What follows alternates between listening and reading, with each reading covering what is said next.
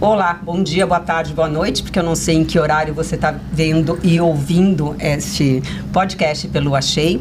Nós somos o Grupo Mulheres do Brasil e estamos aqui hoje para falar de mudança para os Estados Unidos, como a gente enfrentou e como a gente lidou com essa status de imigrante, mudar para um outro país. Estou aqui com a Solange Gomes e com a Paola Tucunduva, que são minhas parceiras de liderança no Grupo Mulheres do Brasil. Eu sou Luciana Lewis, sejam bem-vindos. Para a gente começar, nós vamos falar um pouquinho sobre quais foram os maiores desafios que a gente enfrentou ao chegar aqui. Sol, quanto tempo você está aqui? 8 anos. Nossa, 8 anos. Passa o tempo, né? Rapidinho. Quais foram os maiores desafios que você lembra de enfrentar? Então, eu vim sem saber que eu estava vindo. Eu vim para passear na Disney e a gente acabou ficando em função do emprego do meu marido. Foi uma situação de asilo meio... Então, assim, eu brinco e falo assim, olha, o pessoal fala assim, quem você conhecia quando chegou aqui? Que você podia pegar uma informação, uma dica de onde morar, de que escola colocar as meninas, eu falava, o Mickey. Só que ele não me conhecia, só eu que conhecia ele. E então, um desafio, Paola, foi assim, de repente eu tinha virado adolescente de novo. Só que sem a cobertura de pai, de mãe, de tio, de conhecidos. E aí eu fui para o mundo... aprender a viver nesse mundo com um inglês que dava para fazer compra, que dava para comprar em parque, mas aquele inglês que eu tinha, que eu debatia de igual para igual com o diretor de escola, colocando meu ponto, essa coisa mais profícua assim eu não tinha. Então, de repente, apesar do corpo continuando, não foi igual ao filme que a pessoa mudou o corpo, né? De repente 30. Foi de repente 17, num corpo de 40, quase 50, com 3 filhos e um marido que também estava igual a mim. Então, o desafio foi me reconstruir. Que desafio. E você, Lu, quando você está aqui? Mudei pela primeira vez há 22 anos, em 2002, mas eu tive um intervalo aí que eu voltei ao Brasil por 4 anos, mas eu considero que estou aqui desde 2002, porque mesmo no intervalo que eu estive de volta no Brasil, eu nunca deixei de lado não só a Flórida, como também todos os projetos que eu já trabalhava aqui e tocava aqui, né? Então, mas eu vejo que o meu maior desafio mesmo foi a língua. Você chegar num país onde eu tinha um inglês básico de good morning, good afternoon, that's it. Hi, bye. Eu realmente tive muita dificuldade, mas é engraçado porque eu percebi a dificuldade e quando eu procurei ajuda, que aqui tem muitos cursos que você faz, do próprio governo, né? Eu fiz um curso na MacFatter, que é de graça, você paga $40 por ano para ter aula de inglês. E quando eu fui procurar para fazer esse curso, eu pedi para uma amiga minha que já morava aqui para ir comigo. E ela já morava há 10 anos aqui. E nós fomos lá eu tinha que fazer um teste para ver que nível você entrava, e eu entrei num nível maior que o dela.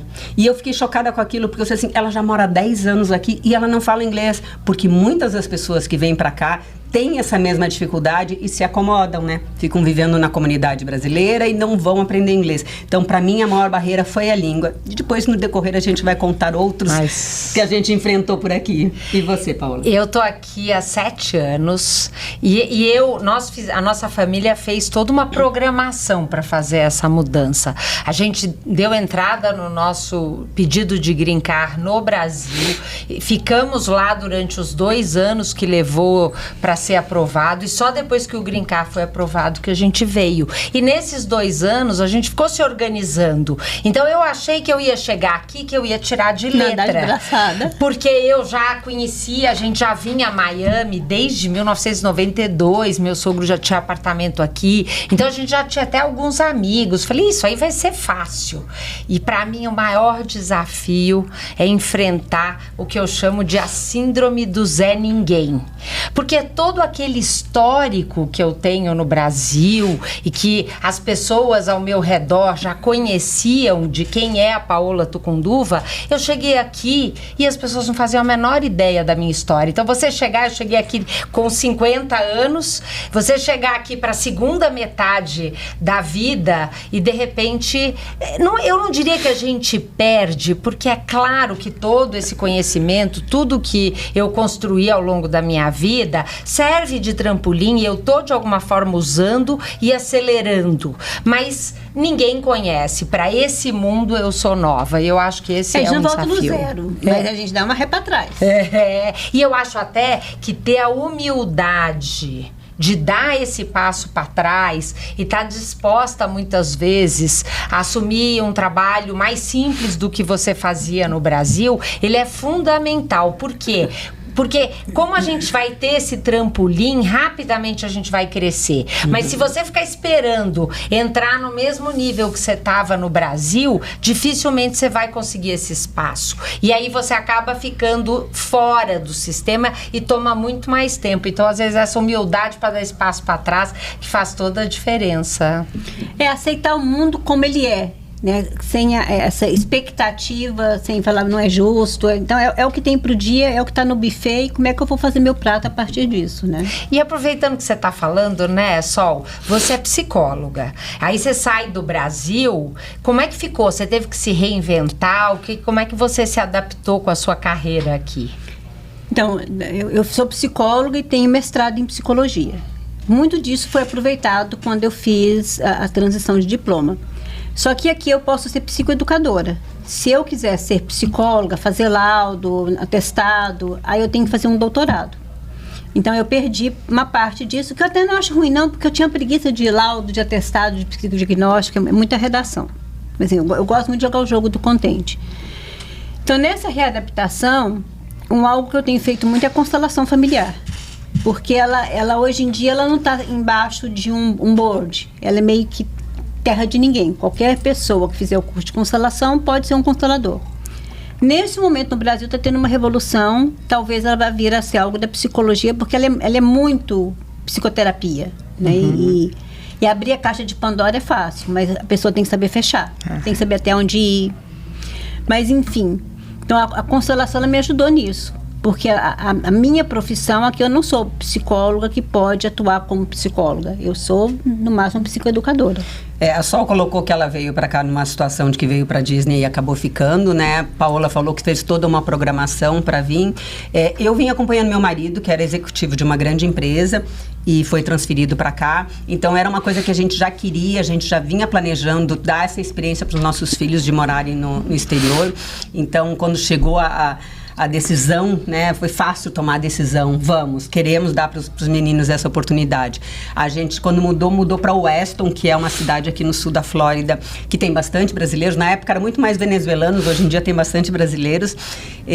Mas as escolas são todas A, e a gente optou por colocar eles na escola pública para realmente eles viverem essa vida americana, né? E como eu coloquei que a dificuldade da língua, quando eu cheguei aqui, para mim, eu não trabalhava, eu era decoradora em São Paulo, mas trabalhava só em projetos pequenos, né? E eu cheguei aqui também perdida, o que eu vou fazer, né? O meu marido tinha o trabalho dele, os meninos iam para a escola e eu ficava sozinha em casa o dia inteiro. E aqui a vida não é fácil, né, gente? A gente tem que lavar, passar, limpar a casa. Cozinhar. Eu tinha empregada, tinha babá em São Paulo, tinha toda uma estrutura, e aqui eu tive que, de repente, fazer tudo isso. E aí eu descobri um projeto que até hoje eu faço parte, há 20 anos, o Brazilian Voices, que é um grupo vocal feminino de mulheres, e virou minha família, porque não conhecia ninguém, e aí a gente se encontrava toda semana para cantar, se encontrava para fazer os nossos ensaios, e isso virou uma terapia de canto, uma terapia de irmandade, porque nós todas, a gente brinca que a gente jamais seria amiga se a gente não estivesse cantando junto, né? Porque são pessoas de mundos muito diferentes, mas ajudou muito. Então eu acho que comunidade nessa hora ajuda, né? Então quando você entra numa comunidade, eu vejo isso muito nos povos judaicos, que eles se ajudam. Quando você chega, você vai direto a uma sinagoga e tem ali alguém para te apoiar. Então, quando você faz parte de uma religião, quando você faz parte de uma comunidade, você chega naquele lugar, tem alguém para te amparar, né? E eu acho que o Grupo Mulheres do Brasil também é um pouco isso, né? A gente ampara as mulheres que chegam aqui, a gente vê que ela está perdida porque ela não sabe inglês, a gente vai e faz curso de inglês, a gente vai e cria conexões para essas mulheres, para elas se sentirem um pouco mais pertinho do Brasil delas, né? Bom demais. E o que a Lu tá trazendo é fantástico. Para quem chega aqui adulto, isso que você trouxe é de uma sabedoria imensa, né, Lu? De eu entrar em alguma coisa, que eu tenho a obrigação de ir naquela coisa, porque ali eu vou encontrando com pessoas e ali surgem oportunidades de amizade, de vínculo. Porque a gente faz isso ao longo da vida quase sem querer. Verdade. Quando eu vou todo dia para a escola, quando eu vou todo dia para o inglês, quando eu vou 3 vezes por semana para o basquete, para o vôlei, para a natação, eu não tenho que combinar. Paola, vamos nos encontrar para tomar um chá 2 vezes por semana. A gente tem que ir para a aula de inglês, a gente se encontra, a gente tem temas em comum, seja falar mal do professor, seja fazer um trabalho junto. E ali nasce a conexão. E quando a gente chega adulto aqui, isso é mais complicado. Especialmente adulto de filho grande. Porque quando você é adulto de filho ali entre 3 e 4 anos, é uma fase que você vai levar a criança na escola, fica esperando e ali as mães se conversam e começa a acontecer. E esse é um compartilhar que eu quero compartilhar com vocês. Assim, busquem coisas, mas não vá para ser bom aluno. Vai para ser turma do fundão. Vai para ser o último a entrar na sala, um dos primeiros a sair, para ficar na cantina batendo papo. Fazer conexões, Fazer conexões. Bom demais, né? Na verdade, nós tínhamos lavanderia industrial no Brasil e a gente tomou uma decisão, quando a gente deu entrada no pedido do visto, que a gente queria vender a empresa no Brasil para mudar para cá, para começar aqui é muito difícil você manter. Tem muitas famílias que escolhem e que muitas vezes, principalmente o homem, acaba ficando 15 dias no Brasil, 15 dias aqui. Mas nós, na nossa família, tomamos a decisão que a gente não queria isso. A gente queria vir para realmente ficar aqui. Então, a gente vendeu. Enquanto o meu marido trabalhou muito para conseguir vender as empresas nesses 2 anos, eu fui me adaptando a desenvolver o meu trabalho como coach de negócio, a desenvolver a habilidade de fazer online. Eu criei uma mentoria para empreendedores com um sócio parceiro. Então, eu cheguei aqui achando que eu estava meio pronta.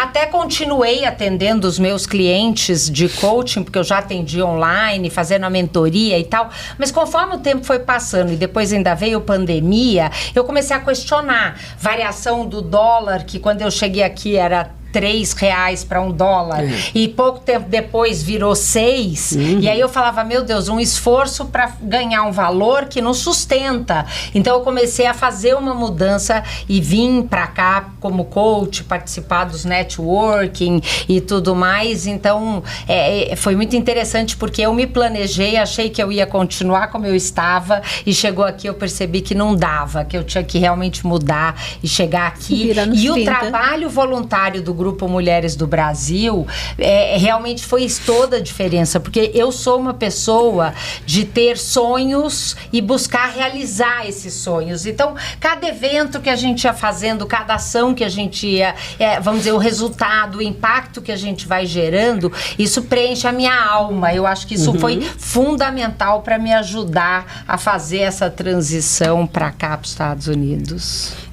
A gente vê muitos nos nossos eventos do Grupo Mulheres do Brasil, mulheres que largaram tudo, que vieram para cá tentar uma nova vida, e a gente compreende isso, né? Que para mim, que já vim com uma estrutura definida, né? Eu vejo as pessoas, por exemplo, fazendo todo um processo de imigração, de green card, tudo isso. A gente recebeu tudo isso pronto da empresa. Eu nunca procurei um advogado, eu nunca precisei fazer isso, né? Eu recebi tudo pronto. Aqui tá o teu L1, a partir daqui tá o teu green card, aqui tá a tua cidadania. A gente recebeu tudo isso de mão beijada, e eu vejo o trabalho. Fácil. Exatamente. E eu vejo o trabalho das pessoas e eu escuto depoimentos que me emocionam, porque as pessoas largaram tudo e vieram com $2.000 para cá tentar a vida.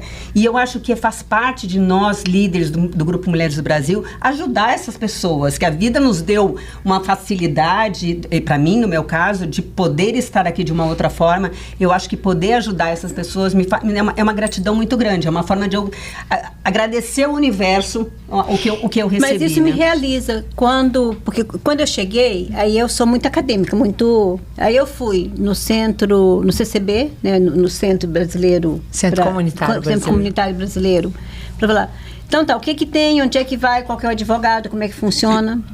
Aí eles não sabiam como eu saí de lá voluntária, fazendo acolhimento psicoemocional das pessoas. E aí eu fui no consulado, como é que faz, o que tem. Não tinha. Aí eu fui numa feira de educação.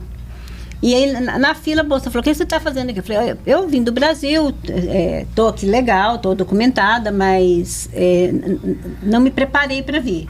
Então, eu estou aqui para conversar com as universidades e ver como é que faz. Ela falou, o que você é? Eu falei, psicóloga. Ela falou, eu também. Você não vai conseguir nada. Assim como eu, você também vai acabar virando só faxineira. Não que tenha algum problema, mas em ser faxineira, mas a forma que ela falou, ela me mostrou que ela estava muito doída com o que ela estava fazendo. Uhum. E eu já vi algumas outras pessoas que também foram para faxina, já que a gente está falando de faxina, mas logo com outra empolgação, com essa, como é que eu faço? E logo abri uma firma, logo abri uma escola de como é que funciona. Então a pessoa, se a gente chega se oportunizando, vamos ver o que tem aqui, o que eu posso fazer com isso, deixa eu ir para a vida, as coisas vão acontecendo. Não, e você coloca isso de oportunidade, eu vejo isso, sabe, porque uma pessoa que chega aqui numa condição que ela precisa ser faxineira, ou que ela precisa fazer um trabalho num restaurante, ou qualquer coisa assim, ela vê ali uma oportunidade de vou aprender o inglês, vou ficar ouvindo as pessoas falar para mim aprender, sabe, se dedicar. Gente, todo o trabalho é digno, então com o que você conseguir fazer e como conviver com a comunidade americana, porque senão você fica realmente na vítima, né? E você fica sofrendo cada vez mais. E aí, pra que você saiu do Brasil? Entrando na casa de um americano, você vai aprender qual remédio que geralmente se usa para criança, qual que é a melhor marca de feijão, de arroz, E aí, um dos pontos que eu me realizo muito no Mulheres do Brasil é quando a gente ajuda nessa inserção do imigrante.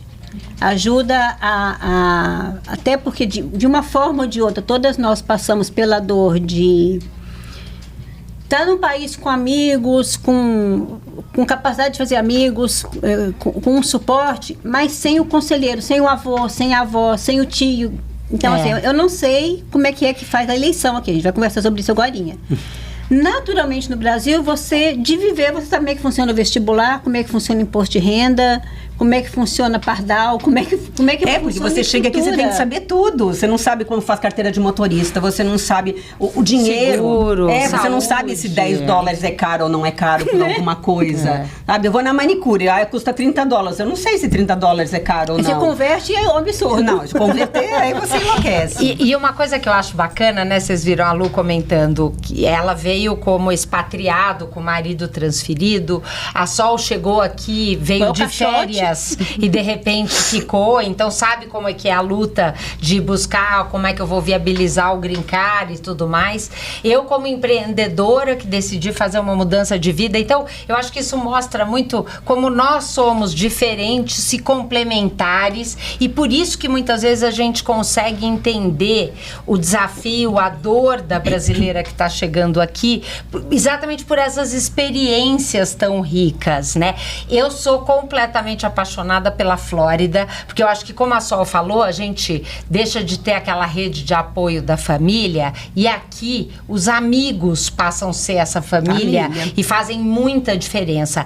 Eu, muitos anos atrás, morei um tempo na Califórnia, e lá, naquela época, muitos anos atrás, não tinham tantos brasileiros, não tinha essa rede. Aqui na Flórida a gente se sente em casa. Eu me lembro muito da sensação de discriminação por ser imigrante, estrangeira. É uma dor que eu fecho o olho, eu tenho uma sensação do que eu vivi lá. E aqui na Flórida eu me sinto em casa. Então eu acho que a gente tem que agradecer muito, porque é uma delícia. A gente tem grandes amizades. Uma coisa que é diferente é que todo mundo que está aqui está buscando novos amigos. Amigo de verdade. Não é? E essa amizade... O BFF ficou no Brasil, né? E não tem essa diferença cultural tão grande, né? Porque você não tá nos Estados Unidos, você tá na Flórida. Exatamente. Então, a Flórida é muito latino aqui, né? A coisa é mais latina aqui na Flórida. Então, você não tem essa diferença cultural como você tinha na Califórnia, como você tem em Idaho, como você tem em Minnesota. Eu viajo muito porque meu filho já morou em muitos estados, e aí a gente acaba indo visitar eles, e eu vejo a diferença. Assim, gente, jamais conseguiria morar num estado assim tão americano, porque a gente tem esse jeito latino, a gente tem essa coisa quente de abraçar, de tocar, que o americano não tem, né? Então essa diferença cultural nossa não é tão grande assim, né? Isso ajuda muito. Ajuda. E a Flórida não é só latina, ela é brasileira. É. Então, assim, eu vou fazer propaganda de um produto aqui para dar um exemplo. Tem um tal do Neutrox, que um amigo meu, que a mulher do amigo meu até hoje gosta. Aí ele veio visitar, ele falou, nossa, o Neutrox aqui é R$3,99. Na Califórnia é 12. Gente. Porque eu brinco que a Flórida, ela é o estado mais ao norte do Brasil. Aqui a gente, às vezes, tem, num trecho de 2 quilômetros, 3 panificadoras diferentes, de donos diferentes, 2 supermercados brasileiros, que um concorre com o outro. Essa coisa do idioma, eu não preciso ficar muito tímida e ficar muito recolhida para conseguir viver na Flórida, especialmente se for Deerfield, se for a Boca, né, Norte Miami, Pômpano. Eu tenho que a gente não precisa falar o português, não precisa falar o inglês, a gente pode ir no português. Eu tenho um trabalho que eu faço, que eu não divulgo muito, mas quando eu cheguei aqui, eu tive um apoio pela empresa, como eu já falei, e eles nos deram um apoio cultural, que foi uma pessoa que foi na nossa casa nos falar sobre a cultura americana. Ela chegou na nossa casa com uma caixa de donuts pro café da manhã, meus filhos olharam e disseram, vou comer isso por açúcar? E ela nos deu palestra sobre a cultura americana.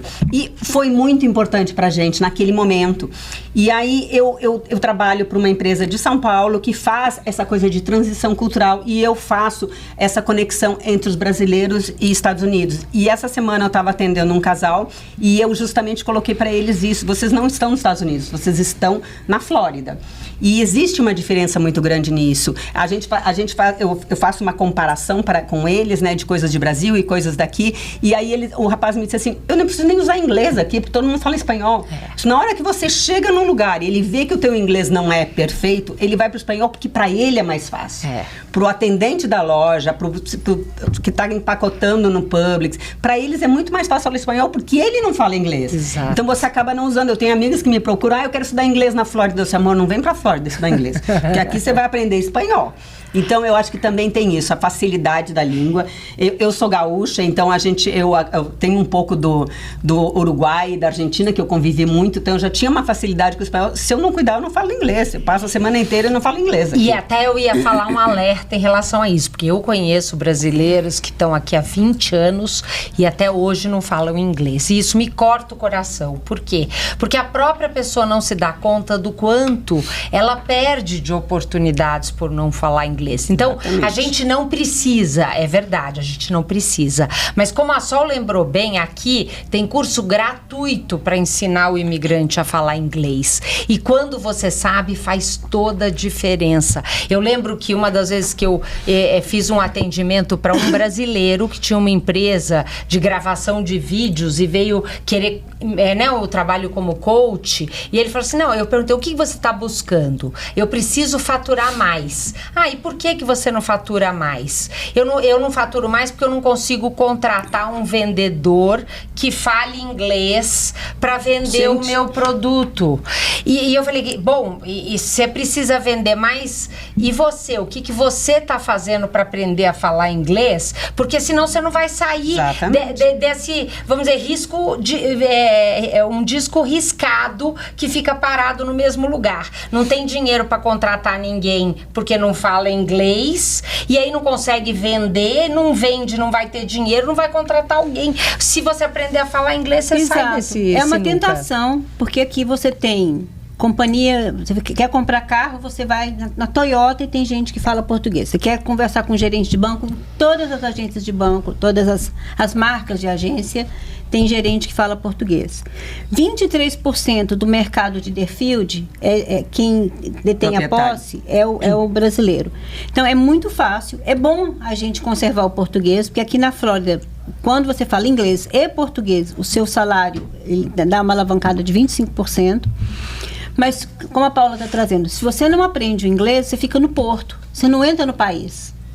Você consegue usufruir das coisas, você consegue obter as coisas, você consegue viver razoavelmente bem, mas você não vai até onde você poderia ir, porque você deixa uma porção muito importante da população de fora.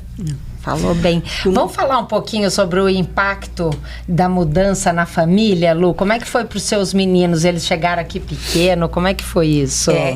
Eu brinco que assim, a gente... Eu casei e saí do Rio Grande do Sul para São Paulo, então eu já era uma imigrante dentro do Brasil, né? Eu já tinha mudado para um estado onde eu não tinha apoio de mãe, nem de parentes, nenhum. Criei amigos que são família hoje em São Paulo. Mas quando eu mudei pra cá, então foi uma coisa mais assim, era só nós 4. Eu vim com um filho com 7 anos e o outro com 10. E éramos nós 4, não conhecíamos ninguém.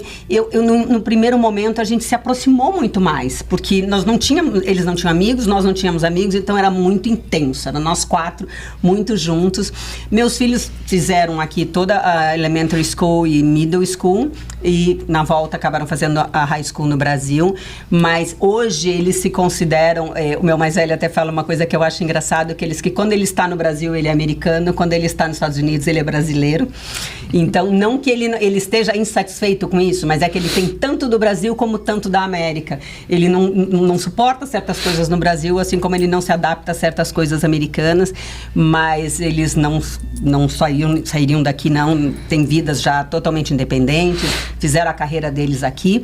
E eu acho que isso fortaleceu muito mais a família. O fato de nós estarmos aqui os 4, dependentes um do outro, acabou nos unindo muito mais. Tem famílias que acabam se afastando, né? Mas no nosso caso, a gente lutou para estar junto, para poder crescer juntos, né? Isso é maravilhoso, né? Eu, quando vim, minha filha caçula estava com 14 anos. E depois a Sol, eu sei que as filhas dela também vieram nessa adolescência, vou querer ouvir, ainda mais quando a coisa é pega de surpresa, né? Como deve ter sido para elas. Mas no nosso caso, com planejamento, por sorte, Carol não estava com nenhum namorado lá no Brasil. Isso é uma coisa que pega. E ela estava feliz, porque ela estava querendo uma mudança de vida. Isso ajudou muito. O filho do meio já estava aqui, né? Já estava fazendo faculdade aqui, então ele nem sentiu essa mudança, porque a gente veio só com a Carol. Mas eu acho que isso foi uma das coisas mais maravilhosas, porque no Brasil, como a gente tem uma estrutura muito grande, né? Tem babá, tem a cozinheira, eu trabalhava muito.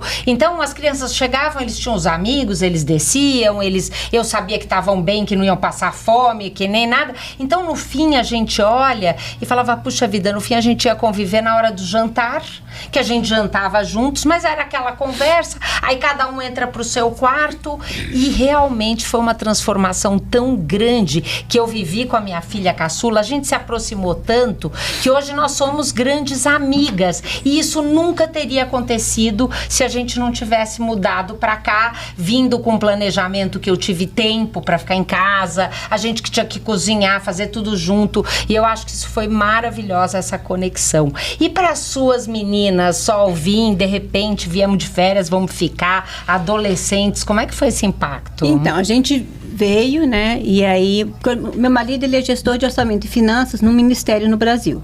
E em função de uma reintegração que teve, a gente acabou ficando aqui, vim sem saber que ia ficar e acabei ficando, né? E as meninas sentiram esse impacto. Então, a Bruna, com 15 anos, eu falei para ela, minha filha, você não quer uma outra coisa? Pegar esse dinheiro e gastar com outra coisa? Ela falou, não, eu quero uma coisa parecida com a do Brasil. E quem é que você quer chamar? Ela falou, eu queria aquela tia que fala assim, eu te conheci na barriga da sua mãe. Ai. Eu queria aquela estrutura brasileira, porque, mãe, eu não despedi. Eu não trouxe um diário, eu não abracei meu amigo, eu não troquei uma carta. E as meninas também. Então, eu lembro que a Júlia, eu vou emocionar, ela entrava às vezes ela entrava embaixo do colchão para chorar de saudade da babá. Porque era uma babá que, nossa, a Selma era maravilhosa. Era uma mãe, né? Uma segunda mãe que elas têm. Assim, em muitas coisas a Selma era melhor do que eu. Era um sossego. E a gente tentou trazer a Selma para cá, mas não teve jeito. Mas você sabe só que eu falei o meu lado, né? Mas o Matheus, quando chegou aqui com 7 anos, me chamaram da escola no primeiro mês dizendo que ele tinha um problema no intestino, porque ele só ia ao banheiro. A única frase que ele sabia dizer em inglês era "May I go to the bathroom?" Então ele pedia o tempo inteiro para ir pro banheiro, para chorar no banheiro. Aí eu dizia pra minha amiga, que era minha psiquiatra na época que eu fazia terapia no Brasil, eu disse pra ela, eu já chorei junto, eu já bati, eu já briguei, eu já fiz de tudo, eu não sei o que fazer. E ela só dizia tempo ao tempo, abraça ele, diz pra ele que você tá com ele, agora eu choro eu. Então eu sei o que você passa, sabe? Porque eles sofrem, eles deixam tudo pra trás. E aí a gente teve essa mudança, assim, socioeconômica. E eu não tô falando uma questão só do dinheiro, mas com o que a gente tem de ajuda no Brasil, as minhas meninas, elas foram comer açúcar com 4 anos. Porque era leite batido com alguma fruta, era aquela paciência de colocar o prato e falar, come a bolinha do quiabo. Aí elas engoliam, agora come a casinha do quiabo, tadinha da bolinha, tá sem casinha. Então, isso eu perdi aqui. Não só eu perdi os ajudantes, porque é muito fácil, né, Paula? A gente fazer um almoço gostoso, assim, você chega e fala, vai chegar gente aqui amanhã, você pica isso, pica aquilo outro, que eu vou lá e faço. Mas você tem uma super ajuda. E aí eu tive que meio que trocar pneu com o carro andando, aprender a ser gente aqui, aprender como é que as coisas funcionam, trabalhar diferente. Até conservei alguns pacientes porque em Brasília, antes do conselho permitir que a gente atendesse no online, então muito paciente presencial fazia mestrado do sanduíche, e vinha para ser adido em algum país no exterior e preferia manter o vínculo. Então, online, né? A gente foi para o online antes disso virar moda, ser permitido. Então, eu conservei alguns, mas aquilo, ganhava X, dividia por 5, chegava a X, dividido por 5 aqui, né? Então, elas perderam a mãe também.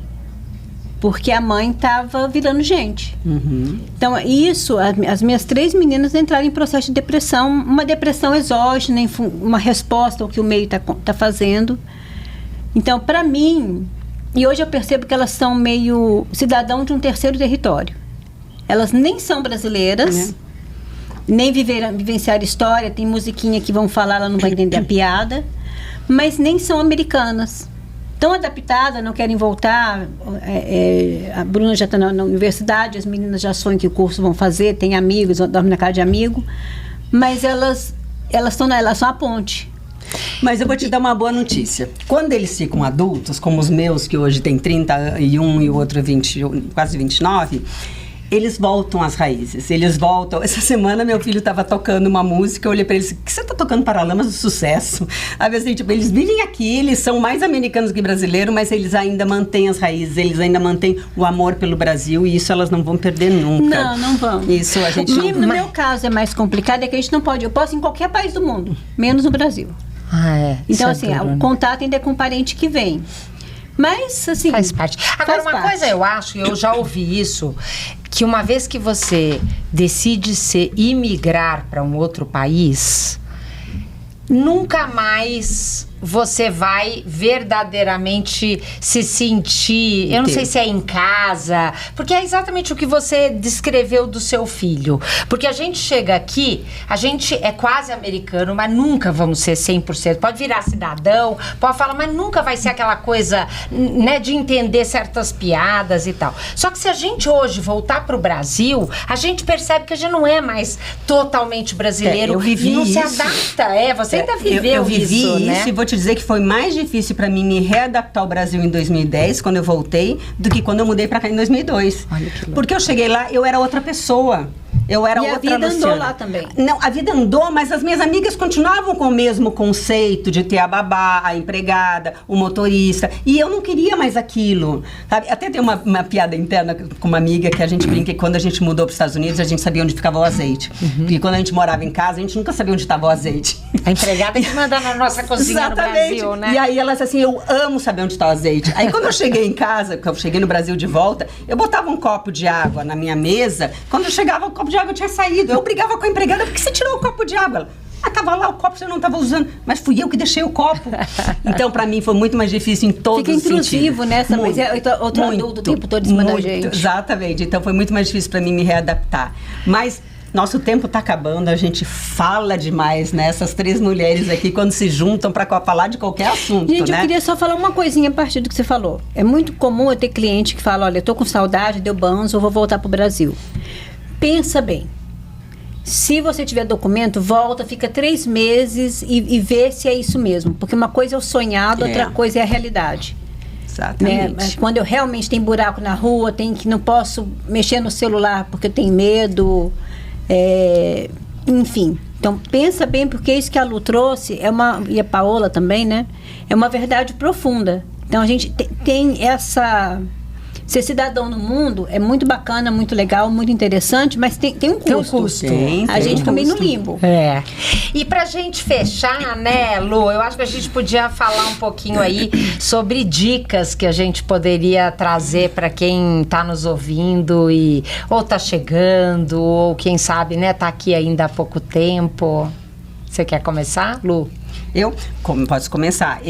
Primeira coisa eu diria isso, aprenda o inglês, se dedique a aprender a língua. Você está nos Estados Unidos, você tem que falar inglês, mesmo que ele não te pareça necessário. É importante você entrar na cultura, você entender as leis americanas, você entender até a mentalidade do americano, né? Até respeitar essa coisa de chegar no horário, no evento que foi marcado, sabe? O americano valoriza muito isso.